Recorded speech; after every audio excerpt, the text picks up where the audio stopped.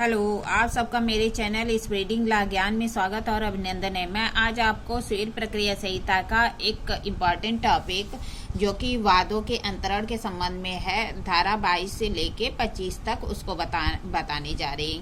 Civil प्रक्रिया संहिता का ये इम्पॉर्टेंट टॉपिक है और ये जो है प्री और मेंस दोनों में पूछा जाता है कि वादों के अंतरण के संबंध में प्रावधान को समझाइए। जो है ये 22 से लेके 25 तक है सिविल प्रक्रिया संहिता में, तो इसे देख पूरी वीडियो देख लीजिए।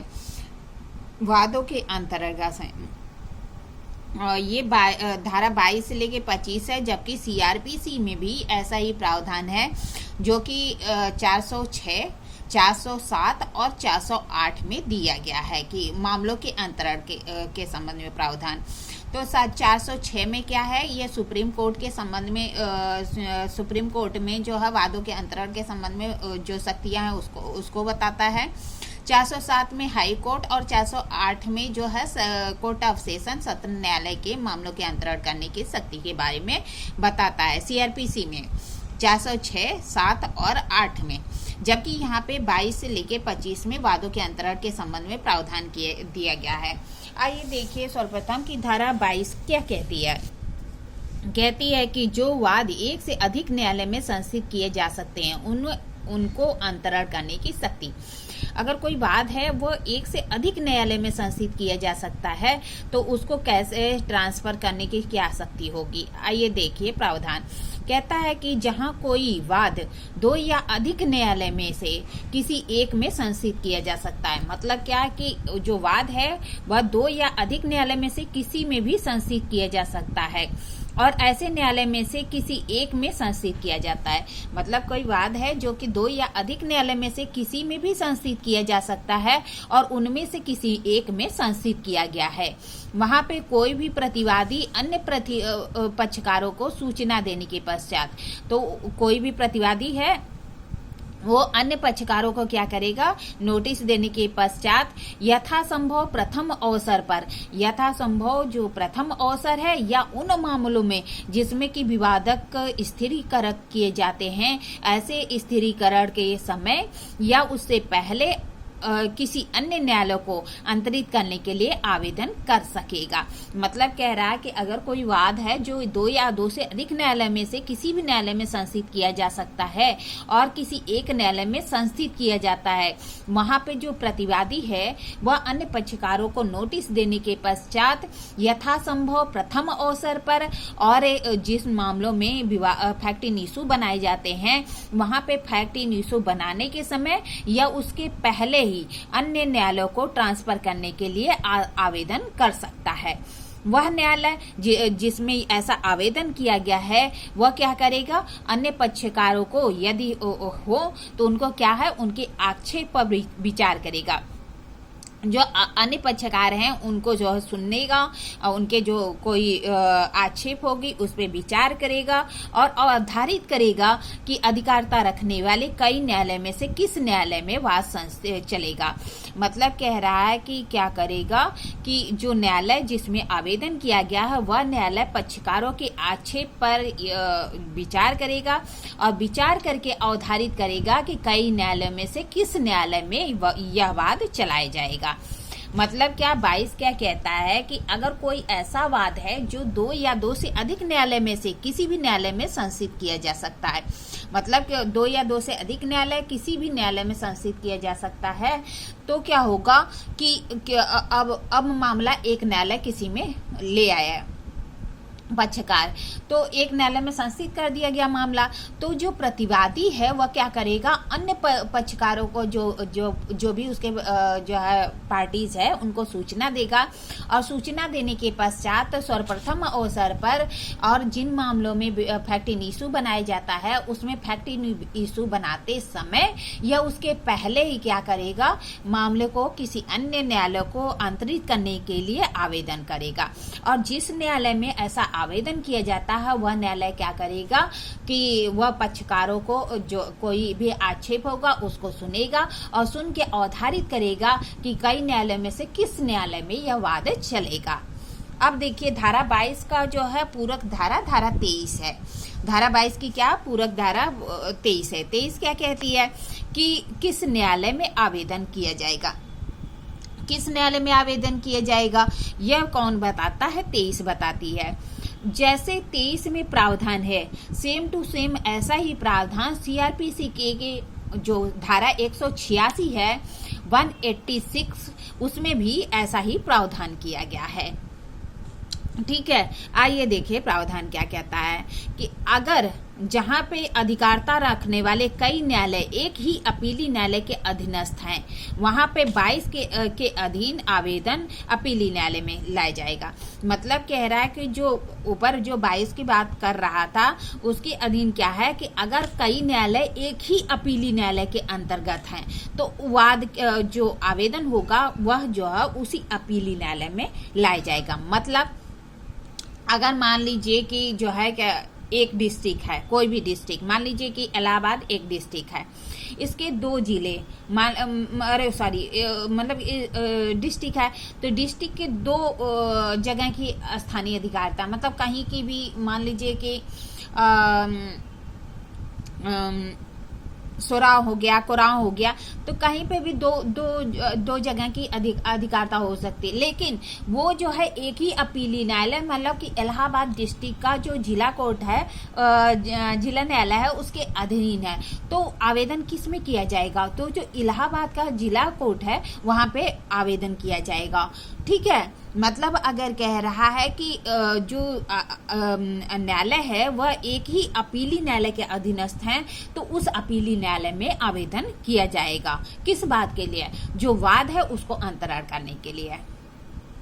दूसरा कहता है जहां पे वह भिन्न भिन्न अपीली न्यायालय के अधीन रहते हुए एक ही हाई कोर्ट के अधीनस्थ हो तो वहां पे आवेदन उस हाई कोर्ट में लाया जाएगा। मतलब कह रहा है कि अगर वे भिन्न भिन्न अपीली न्यायालय में हो, मान लीजिए कि एक मामला इलाहाबाद में चल रहा और एक मामला जो है कौशाम्बी में चल रहा, तो दोनों भिन्न भिन्न जो है अपीली न्यायालय के अधीनस्थ हैं, तो होगा कि अगर ये एक ही हाई कोर्ट के अधीनस्थ हैं, मतलब इलाहाबाद जो हाई कोर्ट है उसके ही अधीनस्थ हैं। जैसे मान लीजिए कि एक मामला जो है यहाँ इलाहाबाद में चल रहा है, अगर एक मामला बनारस में चल रहा है, तो जो बनारस में चल रहा और इलाहाबाद में चल रहा है, दोनों की जो अपीली न्यायालय होगा वह भिन्न भिन्न है, अलग अलग अपीली न्यायालय है। तो कह रहा है कि अगर वे एक ही उच्च न्यायालय के अधीन है तो आवेदन किस में किया जाएगा, उच्च न्यायालय में किया जाएगा।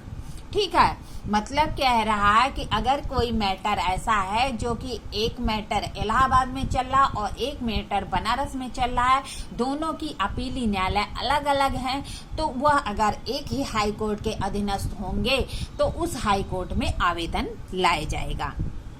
दूसरा खंड। फिर तीसरा खंड क्या कहता है कि जहां न्यायालय भिन्न भिन्न उच्च न्यायालय के अधीनस्थ हो। अब जो है हाई कोर्ट भी अलग अलग हो गया कि मान लीजिए कि एक मैटर इलाहाबाद में है और एक मैटर पटना में है। एक मैटर क्या है, इलाहाबाद में है और एक पटना में है।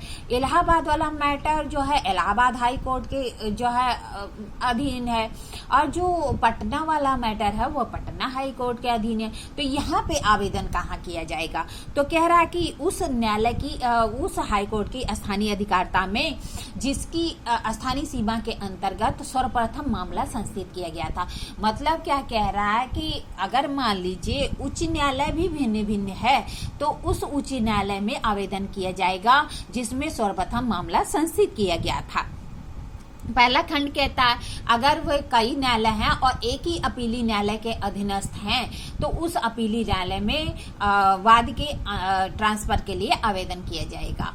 ठीक है, और समझाई दिया कि अगर जो है मान लीजिए एक इलाहाबाद का डिस्ट्रिक्ट है सोराव कोराव, या कोई इलाहाबाद मतलब कि मान लीजिए कि प्रयाग में है या फिर जो है ऐसे ही कहीं पे है, मतलब इसके किसी झूसी में है, नैनी में है, तो वो अगर एक ही अपीली न्यायालय के अंतर्गत होंगे तो मामला उस उच्च अपीली न्यायालय में आएगा। लेकिन अगर वो जो है भिन्न भिन्न अपीली न्यायालय के अंतर्गत होंगे, दूसरा कहता है, तो मामला उस उच्च न्यायालय में आएगा जिसके कि वह अधीनस्थ हैं। ठीक है। और तीसरा कहता है अगर हाई कोर्ट भी भिन्न भिन्न है तो उस हाई कोर्ट में आएगा जिसमें सर्वप्रथम जिसकी स्थानीय अधिकारिता के अंतर्गत तो सर्वप्रथम जो है मामला संस्थित किया गया था। और बताया ही कि इसमें जो है 406, 7 और 8 में सीआरपीसी में प्रावधान किया गया है। 406 में बताया कि सुप्रीम कोर्ट के संबंध में प्रावधान है कि वह जो है मामले का अंतरण कैसे करेगा। 407 में जो है हाई कोर्ट है और 408 में कोर्ट ऑफ सेशन सत्र न्यायालय है। ठीक है, अब आइए जो है देखते हैं प्रावधान 24 क्या कहता है। 24 कहता है कि अंतरण या प्रत्याहरण की साधारण शक्ति। कह रहा है कि ट्रांसफर की या विथड्रा वापस लेना, प्रत्याहरण मानने होता है कि वापस लेना या विथड्रा करना की साधारण शक्ति। कह रहा कि किसी भी पक्षकार के आवेदन पर कोई भी पार्टी क्या करती है, एप्लीकेशन देती है या पक्षकारों को सुनने के पश्चात अगर कोई भी पक्षकार है वह एप्लीकेशन देता है या पक्षकार जो भी हैं उनको सुनने के पश्चात ये जो कि सुनाई के लिए इच्छुक हैं या फिर सुनने के इच्छुक है उन्हें सुनने के पश्चात या फिर सूचना दिए बिना भी। कह रहा है कि कोई पक्षकार है वह आवेदन करता है तो क्या करेगा, अन्य पक्षकारों को सूचना के देने के पश्चात और जो भी सुनवाई के लिए इच्छुक हैं उनको सुनने के पश्चात या बिना सूचना दिए उच्च न्यायालय और जिला न्यायालय क्या करेगा, किसी भी प्रकरण पर, मामले के किसी भी प्रकरण पर आगे बताते हैं क्या प्रावधान है। मतलब क्या कह रहा है कि एक कोई पक्षकार अगर आवेदन करता है मामले के अंतरण के लिए तो जो भी पक्षकार हैं उनको कोर्ट क्या करेगा, चाहे हाई कोर्ट या जिला न्यायालय सूचना देगा। सूचना देने के पश्चात जो भी उसमें सुनवाई के लिए इच्छुक हैं उन्हें सुनेगा भी।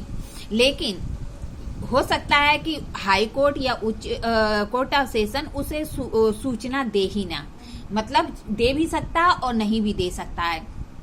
जरूरी नहीं है कि सूचना दे के ही करे, मतलब कि अगर वो चाहे तो सूचना दे भी सकता और नहीं भी दे सकता है। ठीक है, अगर पक्षकार आवेदन करता है तो हाई कोर्ट या जो है जिला न्यायालय क्या करेगा, जो पक्षकारों को सूचना देगा, जो भी सुनवाई के लिए इच्छुक है उन्हें सुनेगा या फिर सूचना नहीं भी देगा। वाद के किसी प्रकरण पर क्या करेगा, कह रहा है कि ऐसे किसी वाद, अपील या अन्य कार्रवाई को जो उसके सामने विचारण या निपटारे के लिए लंबित है अपने अधीनस्थ किसी न्यायालय को अंतरित कर सकता है जिसका विचारण करने या निपटाने के लिए सक्षम है। मतलब कह रहा है कि क्या करेगा, हाई कोर्ट या जिला न्यायालय अगर पक्षकार आवेदन करता है, जो भी पक्षकार सुनवाई के लिए इच्छुक है उन्हें सुनेगा या बिना सूचना दिए भी वाद के किसी प्रकरण पर जो भी अपील, वाद या अन्य कार्रवाई उसके समक्ष विचारण के ट्रायल के लिए या निपटारे के लिए पेंडिंग है, क्या करेगा, उसे अपने अधीनस्थ किसी न्यायालय को अंतरित कर सकेगा जो कि विचारण या निपटाने के लिए सक्षम है। आइए ख देखिए क्या करता है कि किसी अधीनस्थ न्यायालय में लंबित किसी वाद, अपील या अन्य कार्रवाई का प्रत्याहरण कर सकता है। प्रत्याहरण बता दिया, वापस ले सकता है। अपने अधीनस्थ कोई न्यायालय में कोई मामला पेंडिंग है, चाहे वाद में या अपील में या अन्य कार्रवाई में, उसे वापस ले सकता है और उसका निपटारा, उसका विचारण या निपटारा कर सकेगा। स्वयं ही उसका विचारण करेगा और निपटारा करेगा या अपने अधीनस्थ किसी न्यायालय को जिसका विचारण या निपटारा करने के लिए अंतरित कर सकेगा जो कि विचारण या निपटारा करने के लिए सक्षम है। मतलब क्या है कि अधीनस्थ किसी न्यायालय से लेकर वो दूसरे अधीनस्थ किसी न्यायालय को दे सकता है, मामला अंतरित कर सकता है, ट्रांसफर कर सकता है, जो भी विचारण या निपटाने के लिए सक्षम है। तीसरा कहता है विचारण या निपटारा करने के लिए उसी न्यायालय को जिससे कि उसने प्रत्याहरण किया है फिर दे देगा। मतलब कह रहा है कि पहला कहता है कि वह जो है वाद, अपील या अन्य कार्रवाई को जो कि उसके सामने लंबित है उसे अपने अधीनस्थ किसी न्यायालय को अंतरित कर सकता है जो कि विचारण या निपटाने के लिए सक्षम है। खा क्या कहता है कि अपने अधीनस्थ किसी न्यायालय के समक्ष लंबित वाद, अपील या अन्य कार्यवाही को वापस मांग सकता है। वापस किस लिए? कि वह स्वयं उसका विचारण करेगा, निपटारा करेगा, या अपने अधीनस्थ किसी अन्य न्यायालय द्वारा विचारण या निपटारा करने के लिए उसे अंतरित कर देगा, जो कि उसका विचारण या निपटारा करने के लिए सक्षम है। या फिर कह रहा है कि विचारण या निपटारा करने के लिए उसी न्यायालय को फिर से दे सकता है मामले का क्या विचारण या निपटारा करने के लिए। दूसरा खंड क्या कहता है? जहां किसी वाद या कार्रवाई का अंतरण या प्रत्याहरण उपधारा 1 के अधीन किया गया है, वहां वह न्यायालय जिसे ऐसे वाद या कार्रवाई का तत्पश्चात विचारण करना है या निपटारा करना है, अंतरण के आदेश के दिए गए विशेष निर्देशों के अधीन रहते हुए या तो वह पुनः विचारण कर सकेगा या उस प्रक्रम के आगे कार्रवाई करेगा जहां की अंतरण या प्रत्याहरण किया गया सके।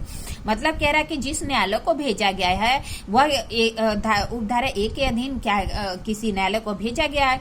अब न्यायालय को भेजा गया तो क्या करेगा? या तो वह पुनः फिर से उसका विचारण करेगा और मामले को निपटारा करेगा, या फिर जहां तक कार्रवाई हुई है वह आगे मामले को ऐसे ही कंटिन्यू कर देगा जहां से वह मामला अंतरित या प्रत्याहरित किया गया है, आगे वह कार्रवाई करेगा। तीसरा खंड क्या कहता है? इस धारा के प्रयोजनों के लिए अपर और सहायक न्यायाधीशों के न्यायालय जिला न्यायालय के अधीनस्थ होंगे। मतलब कह रहा है कि इस धारा के प्रयोजनों के लिए जो एडिशनल या असिस्टेंट न्यायाधीश हैं वह जिला जो न्यायालय है उसके डिस्ट्रिक्ट कोर्ट है उसके अधीनस्थ माने जाएंगे। क्या कहता है? कार्रवाई के अंतर्गत डिग्री या आदेश के निष्पादन के लिए कार्रवाई भी है। कह रहा है कि कार्रवाई के अंतर्गत जो डिग्री है या ऑर्डर है उसके जो एक्सक्लूशन के लिए कार्रवाई है वह भी मानी जाएगी।